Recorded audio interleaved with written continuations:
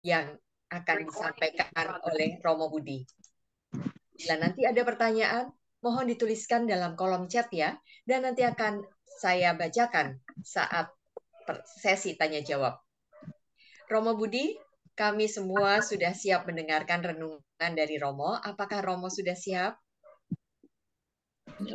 Baik, terima kasih Bu Bernadette Silakan untuk Romo. waktu yang diberikan pada saya. Sedikit koreksi tentang tugas saya sudah pensiun dari provinsial. Ya, selesai tahun Ya, yang lalu. Ya, ya. sekarang ada provinsial baru. Malam ini renungan kita diberi judul Ambillah ya Tuhan kebebasanku. Satu judul yang kiranya sangat menarik, tetapi eh, saya yakin tidaklah mudah. Tidak mudah bagi siapapun itu bicara mengenai ini. Tema yang sangat mendalam tentunya. Ketika Bu Maria meminta saya judul ini, saya tidak tahu mengapa judul ini diangkat. Tetapi kiranya sangat menarik, mendalam, walaupun tema yang sangat berat. Dalam waktu yang singkat tentunya saya hanya ingin menyinggung hal seperti untuk memancing refleksi kita. Jadi kata-kata ini diambil dari kata-kata doa Santo Ignatius Loyola. Bukan Ignatius Budiono ya, tapi Santo Ignatius Loyola yang sangat terkenal, pendiri Ordo Serikat Yesus. Menjadi lagu yang sangat terkenal dalam Ada Bakti nomor 247. Ambillah ya Tuhan kebebasanku, kehendakku budi ingatanku. Pimpinlah diriku dan kau kuasai, perintahlah akan ku taati. Saya tidak pintar nyanyi, mestinya Bu Bernadette pintar nyanyi, ini bisa menyanyikan. Itu. Hanya rahmat dan kasih darimu yang kumohon menjadi milikku. Hanya rahmat dan kasih darimu, berikanlah menjadi milikku. Lihatlah semua yang ada padaku, kuaturkan menjadi milikmu. Pimpinlah diriku dan kau kuasai. Perintahlah akan kutaati. Ini sebuah puisi para saudara, sebuah doa yang sangat mendalam. Tentunya nanti perlu dibaca kembali, direnungkan, dirasakan. Nanti kita akan merasakan getarannya.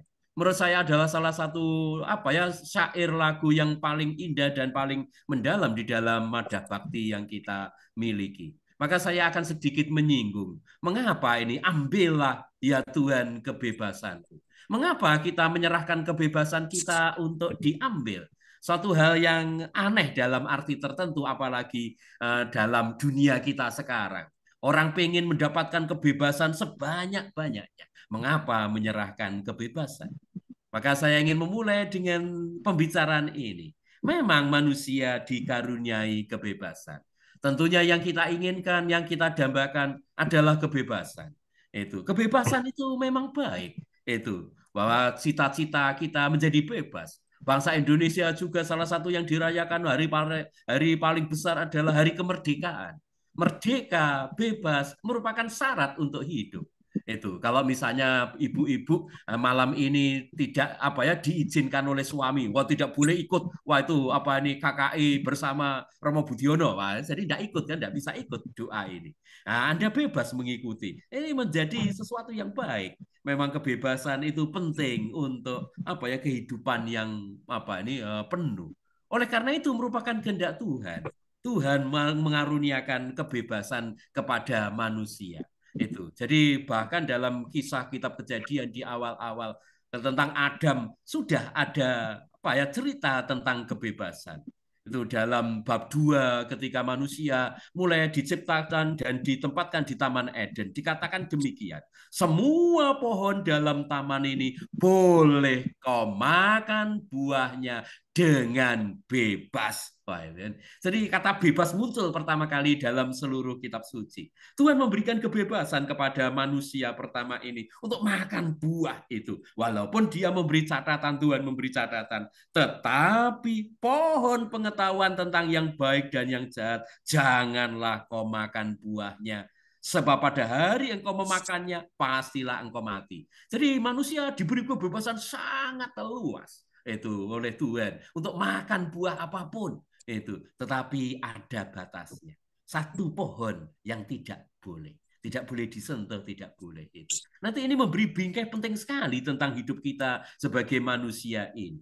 Salah satu prinsip penting dalam penyelenggaraan ilahi adalah bahwa Tuhan tidak menyingkirkan kehendak bebas manusia. Kita ini memiliki kebebasan. Oh, tadi saya bebas pakai jubah ini, saya bebas mandi loh itu, nggak ada yang melarang loh para saudara itu. Makan tadi, makan malam saya sudah makan itu ya bebas itu, saya ambil nasi sebanyak apa ya nggak ada yang melarang. Kebebasan adalah bagian dari hidup kita itu.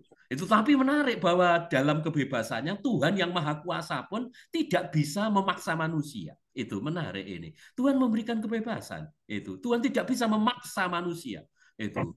Tuhan juga tidak bisa memaksa Bapak Ibu pergi ke gereja loh. Bebas juga tidak pergi ke gereja. Walaupun Tuhan tentunya senang bahwa Bapak Ibu doa pergi ke gereja, tapi bebas. Itu. Beberapa waktu yang lalu ada seorang ibu datang pada saya di Malang sana karena kuliahnya di Malang. Itu tadi ibu ini orang Jakarta, tidak kenal saya lagi tiba-tiba datang. Dia ingin itu apa ya ini mempertobatkan anaknya. Anaknya itu baru saja kecelakaan di Malang sana, mobilnya ringsek-sek gitu. Tapi dia tidak lecet titik pun enggak itu. Jadi dia minta anaknya hanya untuk terima kasih, minta insensi di gereja Ijen itu Malang Katedral. Tapi jawab si anak ini, wah itu ngapain mah? Wah itu terima kasih sama Yesus. Wong Yesus tidak buat apa-apa.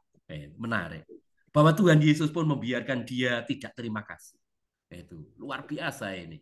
Itu apa yang terjadi di dalam hidup kita. Tuhan memberi kebebasan kepada kita. Walaupun Tuhan bisa menggunakan manusia yang terbuka hatinya untuk tujuan baik. Tapi ternyata kebebasan ini terbukti menjadi juga di sisi lain titik lemah manusia ya. Itu kita sudah tahu mendengar cerita yang sangat terkenal bagaimana Adam, Hawa jatuh di dalam dosa. Itu mereka bebas memang makan apapun, hanya satu saja yang tidak boleh itu. Tapi akhirnya karena hoax dari setan, itu dari ular yang memang licin, pinter sekali menjebak itu dalam kepalsuan berita bohong yang dibuat oleh ular ini. Ketika manusia dia dijebak dalam itu, oh semua di sini tidak boleh kamu makan buahnya bukan. Wah itu berita bohong. Wong Tuhan ngomong semua boleh kok. Itu dia membalik kebenaran tentang Tuhan. Seolah-olah Tuhan itu medit itu semua tidak boleh. Padahal Tuhan bilang semua boleh. Hanya satu yang tidak boleh. Tapi si setan ini memalsukan berita tentang Tuhan ini. Semua tidak boleh. Wah itu dia sudah mulai omong kosong. Membuat hoax yang keliru. Dan si perempuan ini mencoba membela Tuhan. Oh enggak, semua boleh. Hanya satu yang enggak boleh. Tapi kemudian setan menyaut dengan pintar sekali. Oh enggak, justru kalau kamu makan yang dilarang ini, kamu akan jadi seperti Allah, terbuka matamu. Dan dia, manusia ini termakan hoax, berita kepalsuan dari ular ini. Akhirnya dia jatuh di dalam dosa. Akhirnya gagal menggunakan kebebasannya. Manusia yang gagal menggunakan kebebasannya menjadi tidak bebas. Dia menjadi jajahan dari setan, dari ular. Dia lebih percaya kepada ular. Akhirnya menjadi tidak bebas. Sebelumnya dia bebas. Itu ketika percaya kepada Tuhan. Tapi dia memilih percaya kepada ular yang mestinya tidak boleh dipercaya.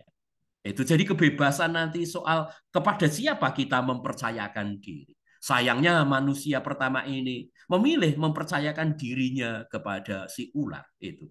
Lalu mendapat gambaran yang salah, yang keliru, bahwa Tuhan seolah-olah pelit. Lalu kemudian si perempuan ini mencurigai Tuhan. Oh ternyata Tuhan itu begitu. Itu. Akhirnya dia justru nanti diperbudak oleh ini. Jadi kalau salah pilih, itu nanti kita akan jadi budaknya. Itu tadi saya dengar intensinya untuk pemilu tahun 2024. Nah, itu. Nanti kalau kita salah pilih, itu saudara, enggak boleh ngomong politik ya ini kita ngomong rohani. Ini bukan sedang kampanye ini kan. Itu tapi memang benar ketika kita salah pilih, menggunakan kebebasan. Pada waktu kita milih, kita bebas memilih apapun, siapapun.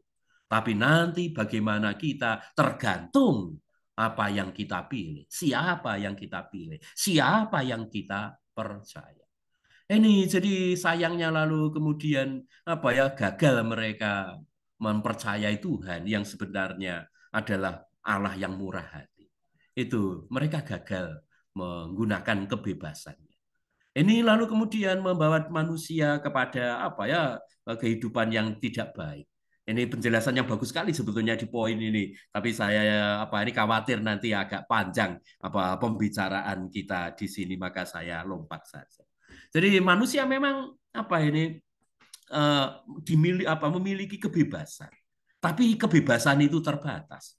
Mengapa Tuhan mengatakan semua boleh, yang satu saja tidak boleh? Ini menjadi kondisi eksistensial hidup manusia. Manusia itu mempunyai batas, itu. Itu yang mau dikatakan itu. Kita ini makhluk terbatas. Kita bukanlah pemilik kebebasan mutlak. Karena kita bukan Allah, kita bukan Tuhan. Kita manusia, kita makhluk, kita ciptaan Tuhan. Tuhan sudah memberi kemurahan yang luar biasa dalam kebebasan yang luar biasa. Tapi kita terbatas. Contoh sederhana saja para saudara supaya gampang dipahami ya itu. Itu kita bebas makan mangga mentah ini. Tapi ya resiko dari kebebasan kita kalau nekat makan mangga mentah, apalagi kita sudah tua, itu ya nanti perut sakit. Wah, itu normal sekali. Boleh kita bebas mau apapun, makan itu goreng-gorengan ya silakan bebas. Tapi buah dari kebebasan kita sendiri yang harus memetik. Kalau makan ini goreng-gorengan lalu kolesterol nanti kan atau asam urat atau apa. Itu kebebasan selalu bermuka dua dalam tanda petik, tergantung bagaimana kita menggunakan. Itu jadi kita memang makhluk yang terbatas. Iya ciptaan. Kita bukan Allah. Itu. Maka di sini yang dilarang seolah-olah kita itu menjadi Allah. Oh itu bebas apapun tanpa konsekuensi apapun. Enggak. Kita ini bukan Tuhan, maka kita memiliki keterbatasan. Maka penting sekali para saudara di awal ini, walaupun Tuhan memang memberi karunia kebebasan, tapi kita tahu apa maknanya. Maka dalam hidup kita perlu mendengarkan ini dengan baik, suara-suara. Saya beri contoh saja kelanjutan dari cerita tadi. Cerita Hawa adalah dilanjutkan dengan cerita anaknya Kain itu. Yang keliru nanti juga menggunakan kebebasannya. Dia bisa bebas melakukan apapun. Tapi kebebasan itu juga bisa menghancurkan manusia ketika dia menggunakan kebebasannya untuk hal yang buruk. Ada Kain membunuh adiknya. Tentunya ini bukan rencana Tuhan sama sekali. Ya Tuhan tidak bisa lalu kemudian melarang atau barangkali mengeliminir itu ada di tangan Kain untuk melakukan apapun. Kita ini juga setiap hari bisa melakukan hal yang buruk sama sekali di tangan kita. Tergantung suara apa yang kita dengarkan. Sebetulnya ada suara Tuhan membisik dia sebetulnya. Itu si Kain ini menyuarakan kebaikan Tuhan ini. Ada suara dirinya juga. Wah itu dia mendengarkan sebetulnya itu suara macam-macam dalam dirinya. Bersikap baik pada adiknya atau bersikap buruk. Antara suara kemurahan hati atau kemarahan. Itu bersuara di dalam dirinya. Nah, di tengah itu nanti ada suara setan, suara dosa yang tentunya menggoda dia untuk melakukan yang buruk. Yaitu bunuh saja, bunuh saja, bunuh saja. Dan itu barangkali ketemu dengan suara kemarahannya, suara kejengkelannya, dan itu yang dilakukan. Jadi dia menggunakan kebebasannya dengan keliru, gagal. Akhirnya dia berbuat buruk yang mengerikan itu. Itu suara di dalam diri kita. Kita memang bebas melakukan apapun, tetapi harus mendengarkan suara yang baik. Suara Tuhan, suara diri kita. Suara diri kita bisa ada yang baik, ada yang tapi juga ada yang buruk. Suara kemurahan hati itu suara baik, tapi juga suara kepelitan itu juga suara buruk. Suara keramahan, suara baik. Tapi ada juga kemarahan di dalam diri kita, suara buruk. Nanti Tuhan dan setan itu menarik-narik suara di dalam diri kita, mana yang menang. Seperti partai politik sekarang berebut suara kita, mirip sekali dengan itu. Ya, itu dalam situasi sekarang. Kita ini menjadi bagian dari hidup kita. Itu Tuhan memang memberi kebebasan, tapi kita makhluk yang lemah, makhluk yang fragil dalam tanda petik itu. Ketika kebebasan digunakan dengan baik, maka nanti menjadi berkah. Misalnya ibu ini yang satunya bisa jalan dengan bebas. Dia menggunakan kebebasannya bisa jalan dengan bebas itu dengan tanpa itu untuk membantu orang yang pincang. Coba kalau dua-duanya pincang kan tidak bisa membantu dengan baik kan itu kan. Tapi yang satunya karena bisa jalan dengan bebas dengan tidak sakit, maka kebebasan itu membantu menjadi berkah bagi mereka yang lain. Itu contoh sebuah kebebasan yang baik. Tetapi juga kebebasan tidak sendirinya bisa mengantar pada tujuan, seperti cerita Hawa, cerita Kain tadi. Akhirnya kebebasan yang mereka diberikan oleh Tuhan membawa mereka pada kejatuhan. Ini juga terjadi dengan kita. Maka kita harus mengenali diri kita, tahu diri kita. Kita ini bagaimana? Masing-masing harus mengenali kelemahannya, keegoisannya, kedagingannya, kelekatan-kelekatannya. Kita harus sadar itu misalnya kan. Kita merasa bebas misalnya itu, oh kita bebas misalnya anak-anak muda bebas tidak dilarang-larang oleh orang tuanya untuk jalan-jalan. Tapi dia harus kenal diri. Wah itu kan ada yang barangkali suka begadang lalu kemudian tidak belajar misalnya kan, diberi kebebasan tapi kemudian dia memilih sadar akan kelemahannya. Mestinya walaupun bebas dia tidak akan menggunakan waktu untuk begadang setiap malam. Walaupun dia bebas tidak dilarang, mestinya dia pulang lalu belajar dengan baik. Ini kedewasaan pertama-tama itu dia tidak ingin menggunakan kebebasannya seenaknya, dia menyerahkan kebebasannya untuk tujuan yang baik, bahkan menyerahkannya pada dirinya, pada pengelolaan diri. Itu satu hal yang kiranya sangat menarik. Maka kitab suci juga bercerita mengenai kegagalan, dosa-dosa, misalnya Mazmur 51 bercerita mengenai Daud yang pernah gagal menggunakan kebebasannya. Dia sebagai seorang raja yang membunuh Uria misalnya untuk merebut istrinya. Maka dia menyadari itu, kasihanilah aku, yaitu memohon kerahiman Tuhan karena dia gagal menggunakan kebebasannya. Itu. Nah, Santa Teresa Avila, bagus sekali, seorang Santa Karmel mengatakan, kehendak Tuhan kita sudah tahu tidak bisa salah. Akan tetapi kehendak kita adalah jahat, indrawi, dan tak tahu berterima kasih. Dia menyadarkan bukan tidak dalam arti bahwa selalu salah, enggak, tapi sering karena kecenderungan kita manusia. Tuhan memberikan kebebasan, tapi kita harus sadar akan diri kita. Maka para saudara, kita harus tahu diri kita siapa, bagaimana. Kalau tahu bahwa dirinya lemah, maka lalu kemudian tidak menggunakan kebebasan itu seenaknya itu. Jadi mengatur dirinya walaupun kita bebas. Misalnya saya tahu bahwa saya sudah usia 50-an gitu kan, enggak baik kalau makan apapun, nah itu harus membatasi kebebasan saya sendiri. Enggak usah disuruh, saya sendiri harus sadar itu. Itu hanya soal makanan, nanti ada hal yang lebih serius tentang itu. Maka ini para saudara, pembicaraan tentang kebebasan ada kaitannya secara mendalam dengan perjalanan beriman. Itu bagaimana beriman. Mengapa kita menyerahkan kebebasan kepada Tuhan? Ambillah ya Tuhan kebebasanku. Itu ada kaitannya secara mendalam iman kita akan Tuhan. Itu kita harus tumbuh di dalam keyakinan bahwa kehendak Tuhanlah yang terbaik. Nanti itu. Dan Santo Ignatius dari Loyola yang mengarang kalimat ini, doa ini, dia meyakini sungguh bahwa melakukan kehendak Tuhan apapun itu dan melakukan semuanya bagi kemuliaan Tuhan menjadi ukuran paling penting penegasan rohani untuk apapun yang harus kita lakukan. Jadi para saudara, ukuran atau syarat yang paling penting, itu kriteria yang paling penting untuk apa yang kita lakukan sehari-hari, mulai dari hal yang sederhana sampai paling yang besar adalah bahwa kita harus melakukan kehendak Tuhan. Apapun yang kita lakukan bagi kemuliaan Tuhan, itu adalah ukuran yang paling tepat. Tidak ada yang lebih penting daripada ini.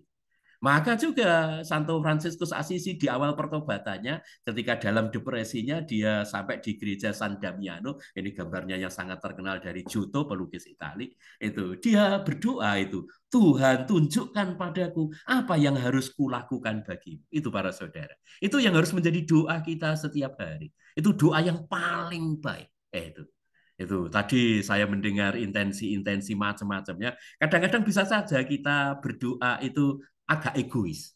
Doa kita bisa sangat egois. Orang bisa berdoa nampaknya, wah itu seperti beriman sekali ya. Tetapi bisa juga doa-doa kita sangat egois. Nanti doa terbaik adalah jadilah kehendakmu.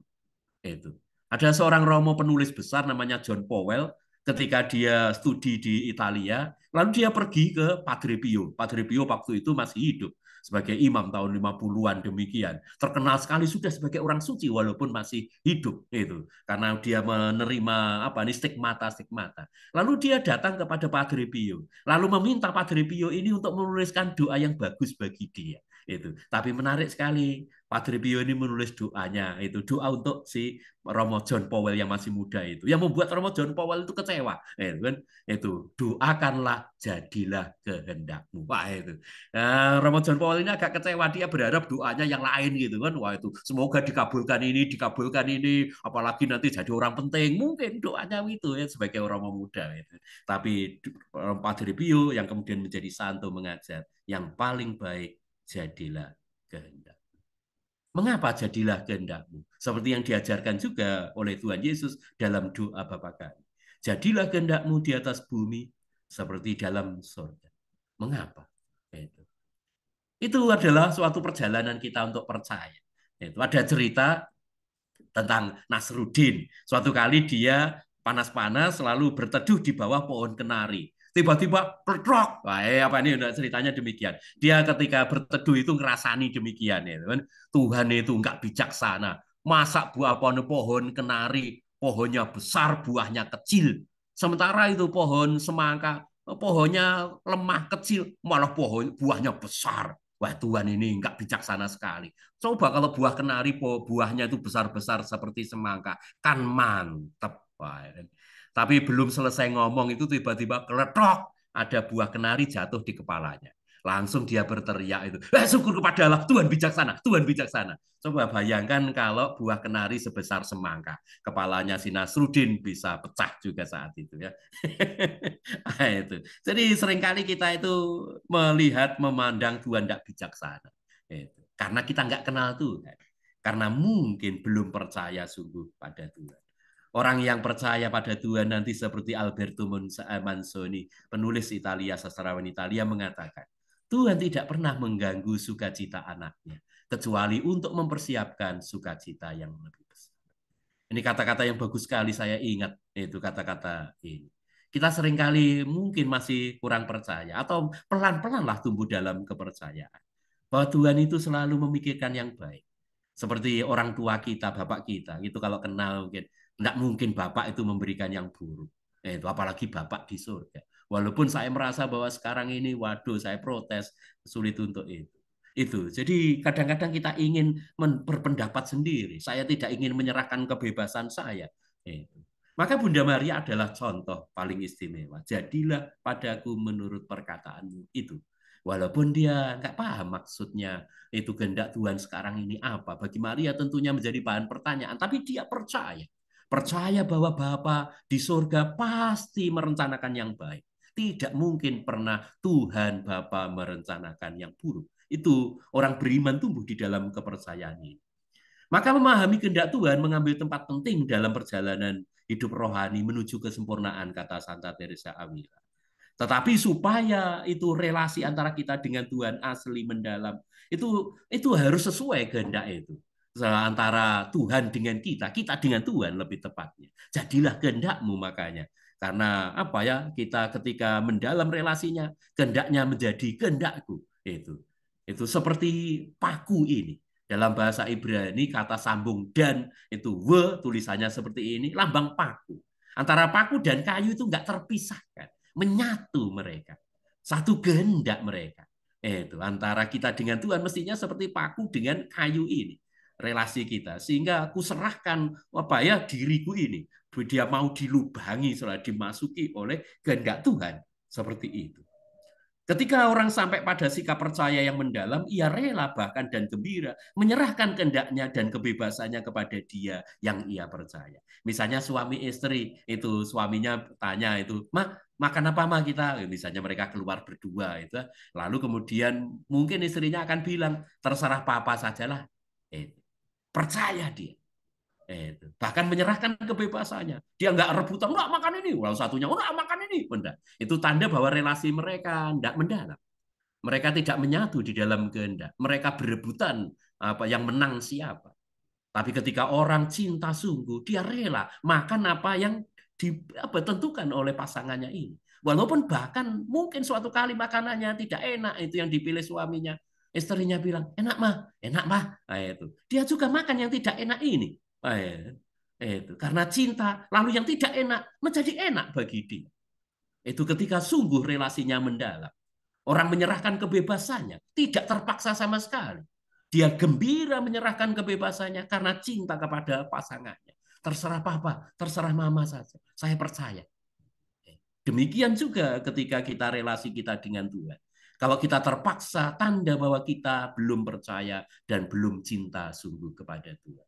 Maka salah satu Mazmur, tanggapan yang paling terkenal, Mazmur Hari Raya Maria menerima kabar sukacita. Bahagia ku terikat pada Yahweh, harapanku pada Allah Tuhanku. Loh, mengapa kok bahagia terikat? Terikat kok bahagia? Itu. Bahagia terikat itu karena cinta. Itu. Seperti seorang gadis bahagia terikat pada cowok yang dicintainya. Kalau nggak cinta pasti terikat itu menderita sekali. Menyerahkan kebebasannya. Si cewek ini lalu tidak bebas pergi itu. Dia akan nanti tinggal di rumah si cowok itu. Itu dia nggak bebas lagi, tapi dia gembira. Menyerahkan kebebasan itu menggembirakan bagi orang yang mencintainya, bagi orang terhadap orang yang dicintai. Santo Ignatius membayangkan ini. Itu ketika ada cinta yang mendalam, maka menyerahkan kebebasan adalah suatu harapan, keinginan. Itu ketika orang sampai kepada relasi yang sudah mendalam, relasi cinta itu. Maka sebagai penutup, menyerahkan kebebasan, mengosongkan diri, itu agar sepenuhnya menjadi sarana keselamatan. Itu akhirnya buah yang paling penting mungkin. Ini yang menampaknya menjadi apa ya maksud dari Santo Ignatius dari Loyola. Dalam bahasa Latinnya Suscipe Domine Universam Meam Libertatem dan sebagainya. Doa yang sangat bagus. Kita beri contoh saja apa yang dikatakan oleh Tuhan Yesus kepada Simon Petrus. Sesungguhnya ketika engkau masih muda, engkau mengikat pinggangmu sendiri, dan engkau berjalan kemana kau kehendaki. Itu. Jadi ketika kita masih muda, muda ini mungkin tidak hanya dalam umur, tapi mungkin di dalam kematangan iman. Ketika kita masih apa ya anak muda, masih iman kita muda, kita ini pengen bebas. Pokoknya saya sakarepku lah, semau saya kan saya mau apapun. Tapi ketika Tuhan nanti orang mengulurkan tanganmu, engkau akan mengulurkan tanganmu dan orang akan mengikat engkau. Itu, tapi orang-orang yang dewasa, misalnya seorang istri yang menikah, seorang cewek yang menikah dengan apa cowok, dia senang mengulurkan tangannya. Mas, ikatlah aku ikut engkau. Itu tanda bahwa dia mulai dewasa. Dia tidak mengikuti dirinya sekarang. Itu baik. Itu. Dan demikian nanti Petrus menjadi sarana keselamatan. Kebebasan itu seperti ini. Itu mengosongkan dirinya. Dia mengosongkan kebebasannya. Aku rela dengan gembira tidak bebas, tapi kemudian menjadi berkat. Kan seperti bapak ibu, misalnya ibu-ibu tidak bebas tidur apa ini bangun sewaktu-waktu kan. Itu jam 4 pagi harus bangun untuk cintanya kepada keluarganya. Wah itu kalau misalnya orang bangun semaunya, akhirnya dia mungkin sulit untuk mencintai juga orang lain. Itu. Jadi mengosongkan diri dari kepentingan, dari egoisme, dari kelekatan itu. Tapi gerabah ini memang dibuat kosong tengah supaya bisa menjadi berkah. Dia menjadi isi. Seperti seruling juga kosong di tengah. Tapi kalau buntet, nggak bisa bunyi menjadi menyanyikan lagu yang merdu. Tapi karena kosong, mengosongkan diri dari keinginan sendiri, apa ya hasrat-hasrat sendiri, bahkan kelekatan-kelekatan, kita nanti menjadi berkah. Dan teladan yang paling agung adalah Tuhan Yesus sendiri.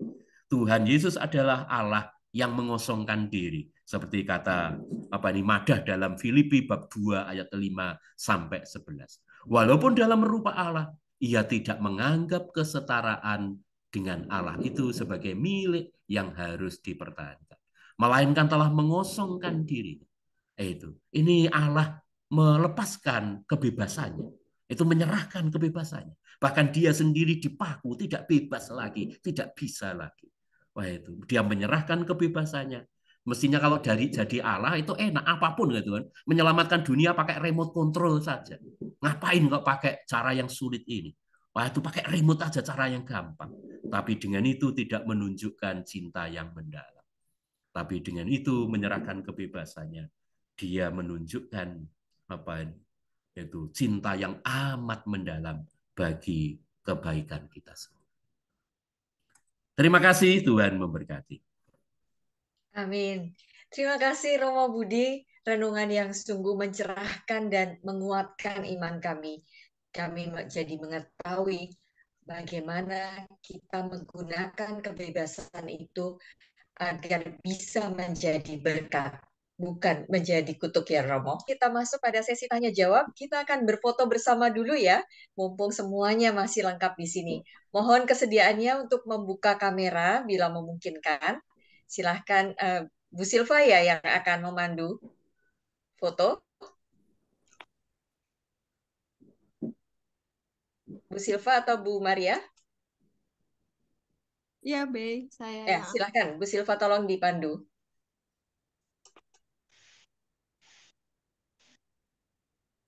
Diberi aba-aba ya Bu Silva.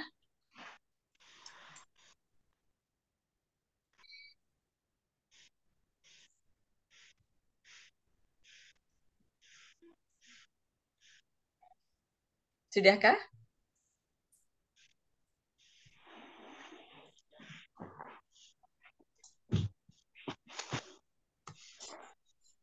Bu Silva. Oke, Oke. sudah, Bu Be. Oh, sudah. Ya, Dia bapaknya sudah. Sudah selesai banyak yang fotonya. sudah. Oh, sebentar, Bu Be. Masih ada yang bertambah. Oh, oke, Silakan silakan. dipandu. Dipandu, dikasih tahu. Oke, berikan senyumnya buat Tuhan.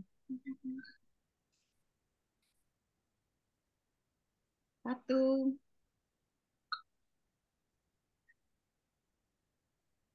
dua, tiga. Terima kasih, Bu Be. Oke, baik. Terima kasih, Bu Silva. Romo Budi, ini sudah ada satu pertanyaan yang masuk. Saya bacakan ya, Romo. Oh ya,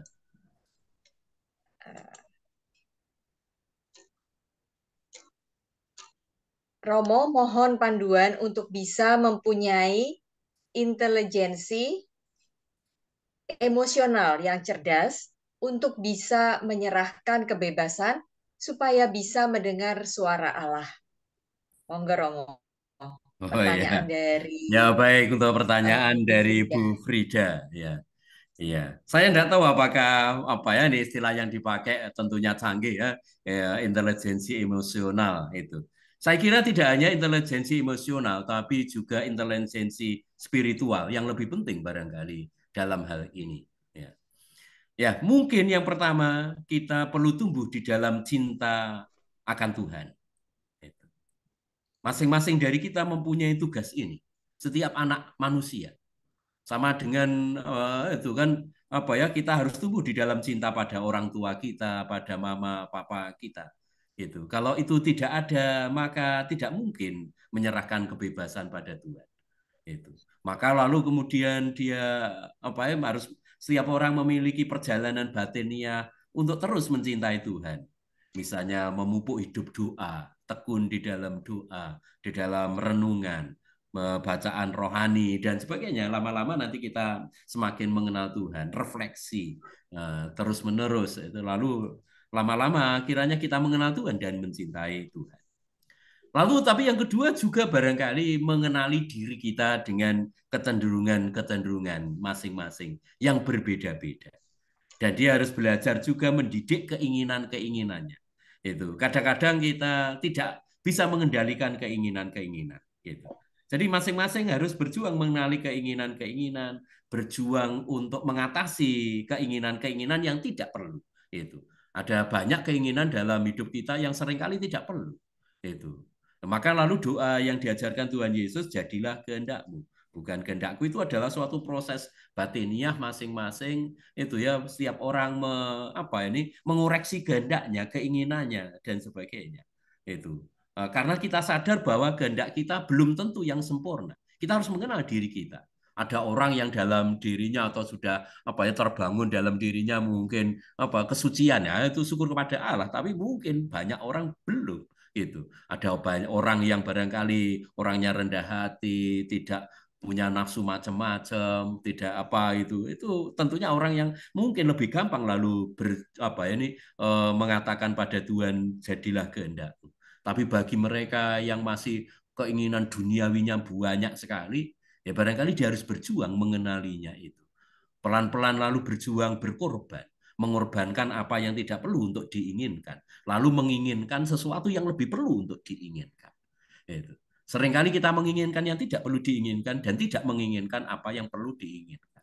Itu seringkali perjuangannya di sana. Nah, kita harus masing-masing mengenal diri kita. Setiap orang berbeda. Perjuangannya itu berbeda-beda. Setan-setan yang hidup di dalam dirinya berbeda-beda. Itu Bu Frida, terima kasih. Terima kasih Romo. Semoga penjelasan Romo Budi clear ya, Bu Frida. Baik, belum ada pertanyaan lagi Romo, tetapi izinkan saya sambil menunggu pertanyaan Jadi yang pinter-pinter masuk. rupanya, tidak ada pertanyaan. Terpesona atau takut dengan doa yang diajarkan oleh Sang Ya, saya Romo. yakin semua takut ini kan. Itu Ya, yang betul Romo. Ini sebenarnya suatu doa yang sangat bagus. Doa yang sangat bagus dan di gereja tadi Romo sebutkan dari Madah Bakti 247 di Puji Syukur juga ada ya Romo. Dan kadang-kadang dalam Ekaristi itu kita mendengarnya ketika sedang persembahan. Lagu yang indah ini, yang kata-katanya juga sangat dalam, kemudian menjadi tidak bisa kita resapi seperti yang Romo Budi katakan tadi, karena kita kemudian sibuk untuk mencari kolektor atau kris atau segala macam. Padahal kata-katanya sungguh dalam. Bayangkan kita menyerahkan kebebasan kita sedemikian rupa, hidup kita, pikiran kita, kehendak kita, dan kita hanya minta cinta dan rahmat. Itu kan luar biasa, Romo. Nggak semua orang juga mampu melakukannya. Tadi Romo Budi sudah mencontohkan betapa para kudus, Bunda Maria juga juga mengatakan, para kudus Santo Ignatius Loyola, lalu Fransiskus Assisi, Teresia Avila, juga bahkan Padre Pio mengatakan bahwa carilah apa yang Tuhan kehendaki, bukan apa yang kita kehendaki. Itu sulit ya Romo. Nah, pertanyaan saya Romo, bagaimana supaya kita, tadi kan ada 3 suara nih Romo, ada suara dalam diri kita, suara Tuhan, dan suara setan.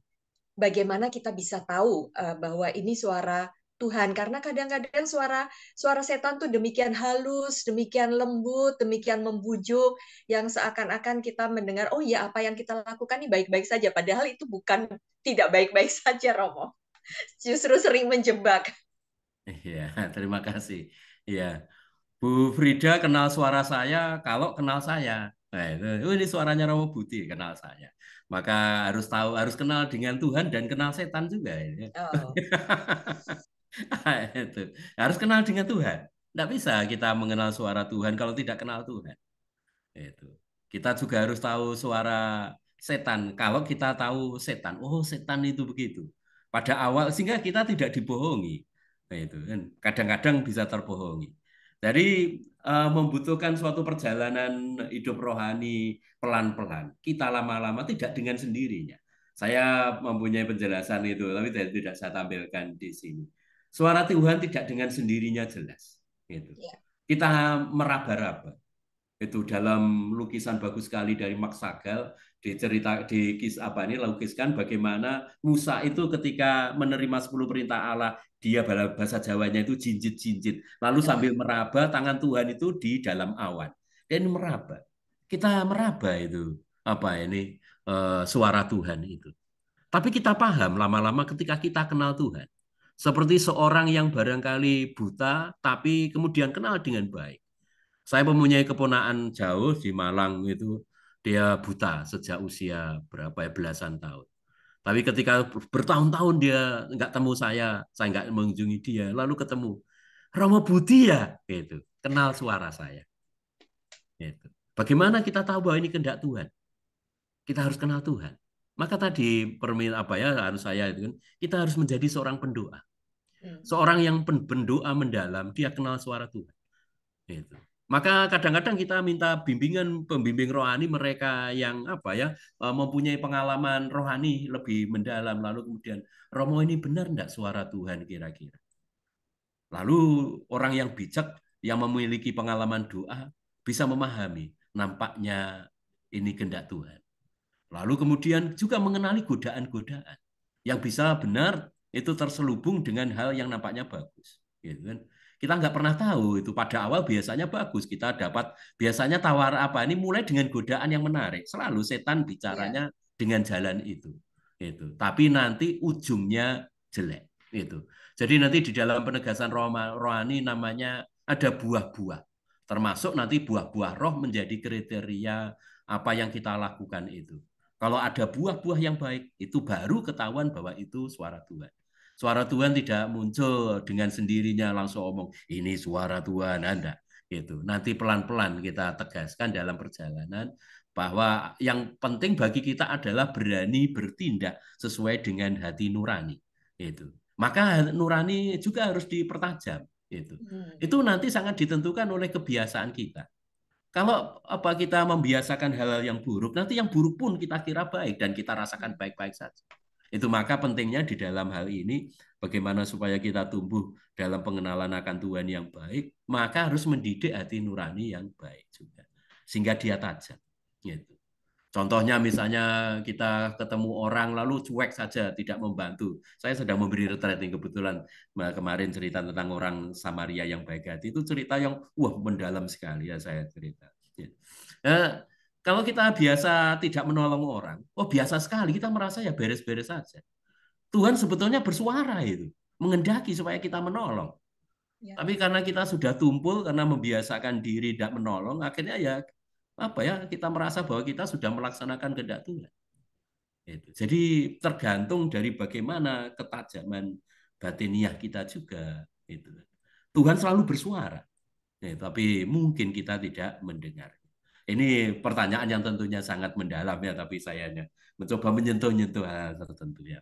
Terima kasih Bu Bernadette. Jadi kuncinya adalah miliki relasi yang sangat baik dengan Tuhan. Dengan demikian mengenal Tuhan. Relasi itu tentu saja bisa dibangun dengan akraban kita dengan doa mati raga ataupun tadi doa yang diajarkan oleh Santo Franciscus Assisi. Tuhan, tunjukkan padaku apa yang harus kulakukan bagimu. Dalam setiap mungkin kita segala macam pergumulan dalam hidup kita, kesulitan-kesulitan, mungkin kita tidak lagi bicara Tuhan, saya nih habis operasi Romo jadi saya juga bisa merasakan sakit. Tuhan, apa yang tunjukkan padaku, apa harus kulakukan bagimu ketika saya sedang sakit seperti saat ini, misalnya seperti itu ya Romo ya. Iya. Iya. Baik, Romo ada satu pertanyaan dari Bu Silva, bagaimana mengarahkan diri kita kepada kehendak Allah, menjawab panggilan kehendak Allah. Tapi sepertinya tadi sudah dijawab oleh Romo. Ya, sudah saya kira, tapi bisa ya saya ulangi saja saya. Atau mungkin dengan contoh lebih. Supaya kita mengarahkan ya, supaya kita mengarahkan pada kehendak Allah. Jawabannya tetap yang sama, bahwa kita harus pelan-pelan berusaha semakin mencintai Allah. Gitu. Jawaban saya hanya itu istilahnya. Kalau kita semakin cinta Allah, pasti kita akan mencoba melaksanakan kehendak Tuhan. Itu pasti. Itu hidup kita kan sehari-hari begitu kan. Kalau Anda cinta suami, pasti nanti apa yang diinginkan suami akan saya laksanakan. Gitu. Jadi itu juga yang dan percaya bahwa Tuhan selalu melakukan merancang yang baik. Ya. Bahkan tadi seperti saya kutip Manzoni, biasanya pertanyaan macam ini dihadapkan pada salib ketika ada situasi-situasi buruk itu. Ya. Bernadette baru sakit misalnya kan, wah ini mana mungkin Tuhan itu kehendak buruk ini Tuhan memberi saya sakit. Bisa saja enggak. Bisa saja itu juga pada ujungnya itu punya sesuatu yang baik gitu. Saya pernah hampir lewat aja karena usus buntu saya 2 tahun lalu itu pecah, udah seminggu lebih katanya, udah kemana-mana itu, hampir aja lewat karena tensi udah drop sekali. Tapi kok masih itu kan, karena katanya masih harus memberi renungan di Satora ini ya, jadi hidup. Nah, itu. Saya tidak bisa tidur bermalam-malam itu, tapi malam keempat saya tiba-tiba sadar, kamu ini loh dibuat tidak tidur supaya kamu berdoa terus-menerus. Dan benar itu malam itu saya berdoa sampai paginya. Tidak pernah saya doa seperti itu. Iya. Tidak pernah saya. Itu pengalaman yang menarik sekali. Sebagai imam kan tugasnya berdoa kan. Mungkin tidak pernah berdoa seperti itu. Justru pada waktu sakit, saya merasa menjadi imam sungguh. Karena berdoa untuk apapun, untuk siapapun yang saya ingat malam itu. Ya, doa biasanya kan hanya misa aja mendoakan doa permohonan. Nah, di Ya, situ kita itu justru pada saat sakit rahmat itu disembunyikan Tuhan di sana. Oh, ternyata tidak merancang yang buruk juga. Itu contoh kecil ya. Ya, terima kasih. terima kasih Romo mengingatkan bahwa belajar percaya bahwa Tuhan selalu merencanakan yang terbaik. Mungkin ketika kita sakit, lalu kemudian kita harus berbaring di tempat tidur, tidak bisa apa-apa, ya emang waktunya kita istirahat, berhenti sejenak dari kesibukan, dan mulai seperti yang Romo katakan tadi, coba mulai meningkatkan kualitas doa, bukan pada panjangnya, tetapi kualitasnya yang lebih lebih baik ya Romo, bukan lagi mungkin berdoa hanya untuk kita, tetapi juga berdoa untuk orang lain. Ya, Romo, satu pertanyaan penutup ini nampaknya tidak ada lagi yang dimasuk ke dalam pertanyaan dalam chat. Romo, kalau sampai seorang Santo Ignatius Loyola, seorang Santo Fransiskus Assisi, Padre Pio, Bunda Maria menunjukkan kepada kita bahwa semua yang kita mohon adalah kehendak Tuhan saja yang terjadi. Uh, mengapa kita begitu sulit ya Romo untuk bisa bicara bahwa apapun yang kulakukan semata-mata demi untukmu Tuhan. Itu kelihatannya kok sulit ya Romo. Apa yang membatasi sebenarnya? Apa yang menjadi kendala untuk kita? Apakah karena kita merasa kebebasan kita sedemikian besar sehingga kita berhak melakukan apapun, atau bagaimana Romo? Yesus sebetulnya sudah memberi bahasa yang paling tepat untuk menjelaskan itu. Bahwa kita diundang untuk menyebut Allah kita itu Bapa. Tapi itu tidak mudah loh, perjuangan yang tidak mudah. Kalau kita menyadari dan merasakan sampai pada pengalaman itu, akan luar biasa. Gitu. Jadi seperti seorang anak putri yang barangkali diminta oleh bapaknya, ini nduk, nak, itu bapak minta tolong. Nah, itu, oh ya pak, senang sekali dia.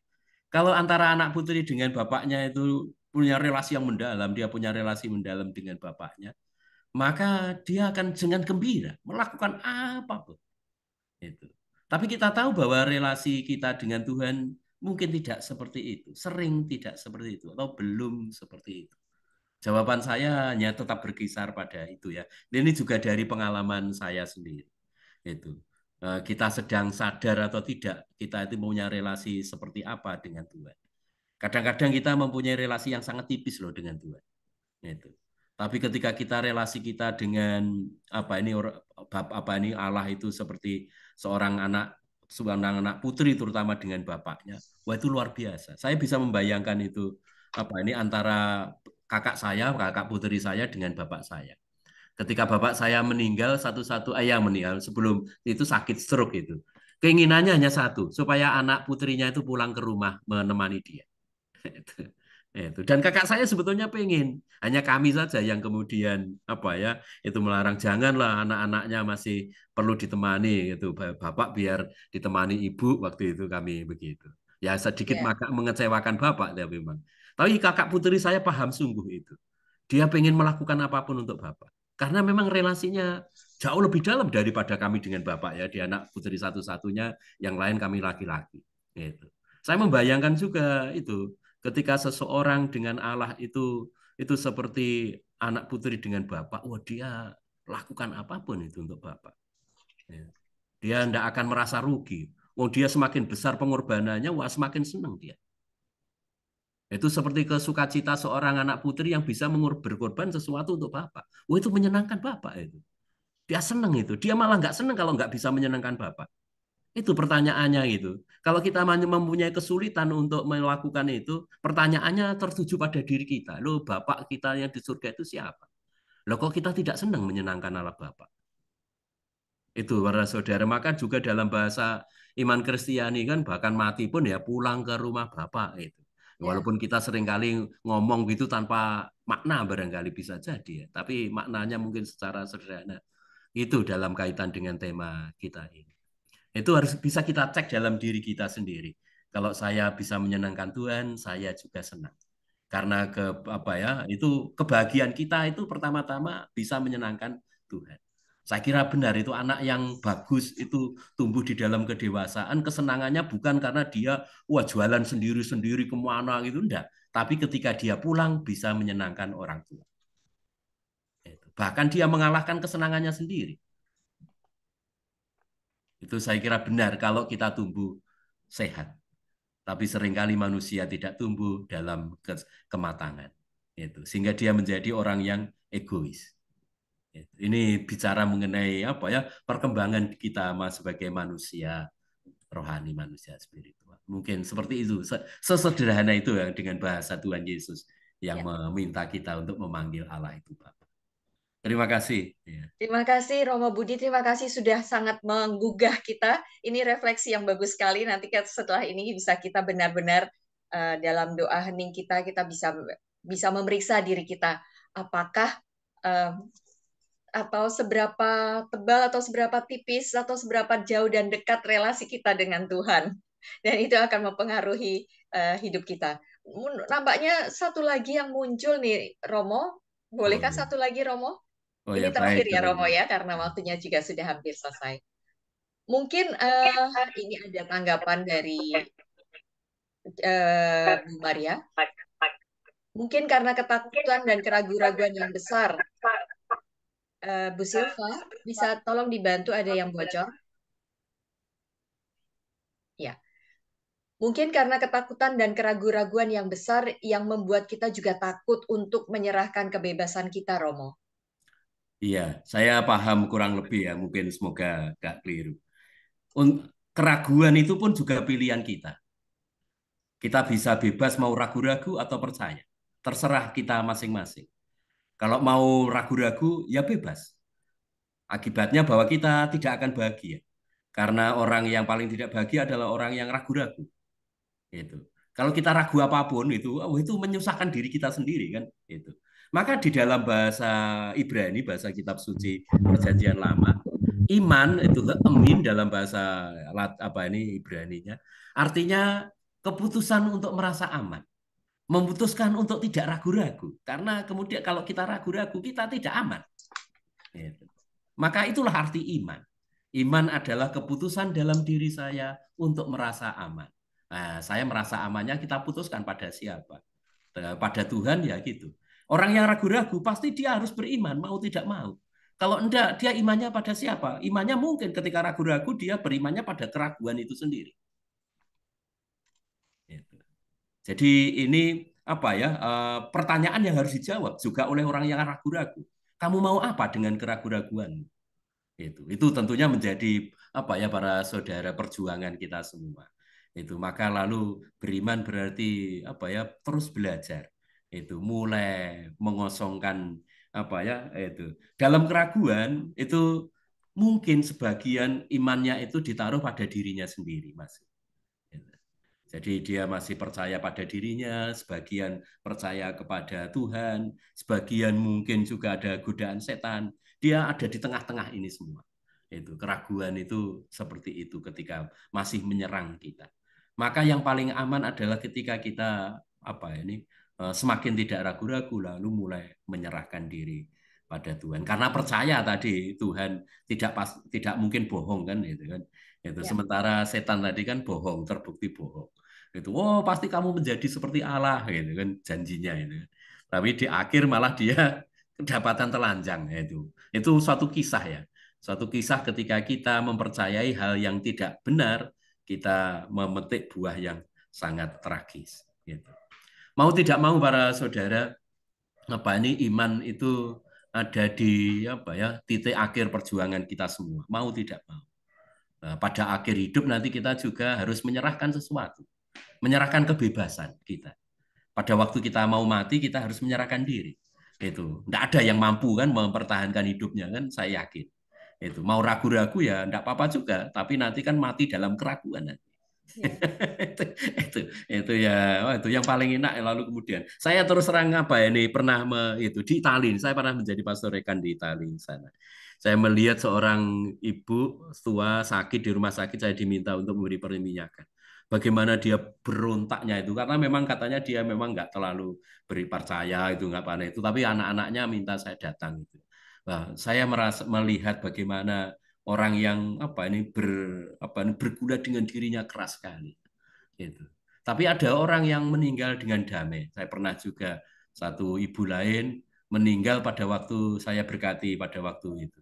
Wih, rasanya beda sekali suasana dua orang ini. Itu perjuangan kita, itu setiap orang, baik dalam hidup maupun dalam mati. Maka kita kan minta doa pada Bunda Maria itu, doakanlah kami pada apa ini sekarang ini dan saat waktu kami mati. Itu dua momen yang paling penting ya, yang akan menjadi indah ketika kita tidak ragu-ragu. Selalu godaan ragu-ragu selalu ada, saya kira. Dan itu kan godaan dari setan. Kata syaitan dalam bahasa Ibrani artinya yang melempar keraguan. Itu. Jadi pekerjaan setan itu memang membuat kita ragu-ragu. Itu. Maka lalu kemudian tadi mengapa dia masuk dalam dialog dengan Hawa itu suatu cerita itu. Dia membuat memang si apa ini eh, Hawa ini meragukan Tuhan. Itu memang targetnya setan adalah membuat manusia ragu-ragu. Ya, itu setan. Pekerjaannya satu-satunya itu membuat kita ragu-ragu. Maka kata syaitan itu melempar keraguan artinya. Maka kalau kita mulai beriman, semakin beriman, artinya kita menolak setan. Itu. Jadi pertanyaan pada malam Paskah itu, apakah kamu menolak setan? Nah, itu kan, itu paling penting itu terjemahannya ini. Apakah kamu percaya sungguh kepada Tuhan? Nah, itu terjemahan lain. Terima kasih untuk pertanyaannya. Terima kasih. Baik, Romo Budi, terima kasih sekali untuk renungan sungguh dan benar-benar membuka dan mengingatkan kepada kita bagaimana kita harus bersikap kepada Bapa kita. Semoga setelah ini kita tidak ragu-ragu lagi dengan sepenuh hati mengatakan, ambillah ya Tuhan kebebasanku, berilah aku cinta dan rahmat-Mu, cukup sudah itu bagiku.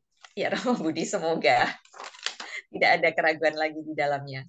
Baik, kita sudah berada di penghujung acara. Ibu, Bapak, dan rekan-rekan yang terkasih, kita sudah menerima begitu banyak berkat dari Allah. Maka mari kita berbagi kasih kepada mereka yang masih membutuhkan melalui rekening BCA dengan nomor rekening dan nama yang tertera pada layar ini. Atas nama Sulince Laili Naus di 0121203986. Nah, atas nama Pak Gunawan selaku Ketua KKI KAJ Satora yang saat ini sedang napak tilas karya Suster Faustina di Krakau, Polandia, saya mengucapkan terima kasih kepada semua yang terlibat dalam ibadat malam ini, terutama Romo Ignatius Budiono Okarm yang sudah meneguhkan iman dan mengingatkan kita betapa Allah sungguh mencintai kita dengan memberi kita kebebasan. Dan hendaknya kita mampu menggunakan kebebasan itu dengan bertanggung jawab.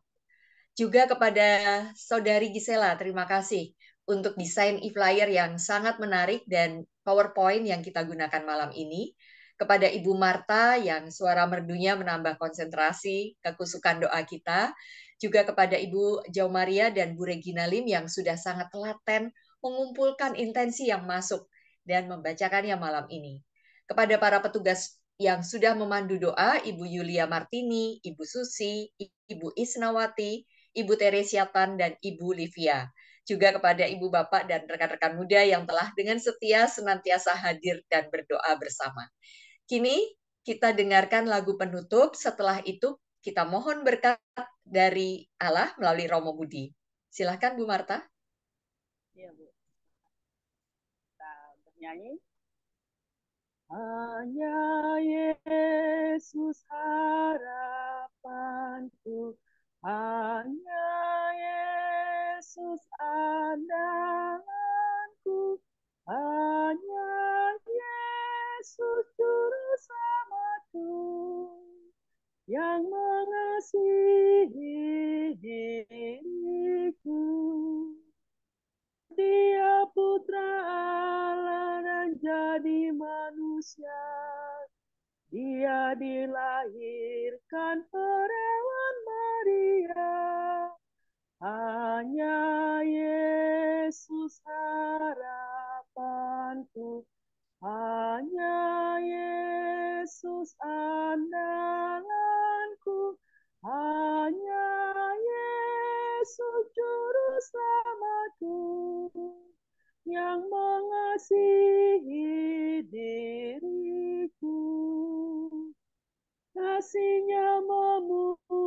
bijak di saat wafatnya. Dia jadi mulia di saat bangkitnya. Hai seluruh bumi luhurkan Tuhanmu. Hai seluruh surga sembahlah Allahmu. Hanya Yesus harapanku. Hanya Yesus andalanku. Hanya Yesus juru selamatku yang mengasihi.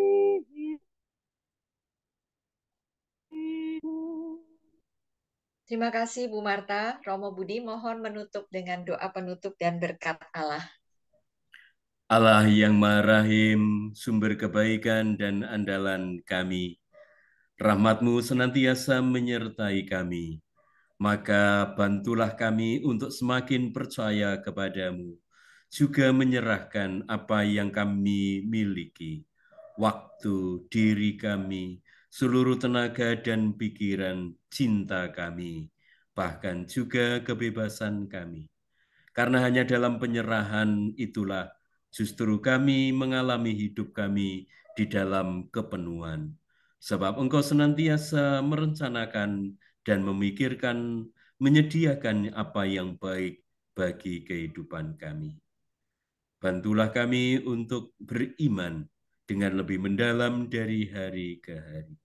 Berkatilah komunitas kami, berkatilah mereka yang kami doakan dan kami janjikan doa pada malam ini.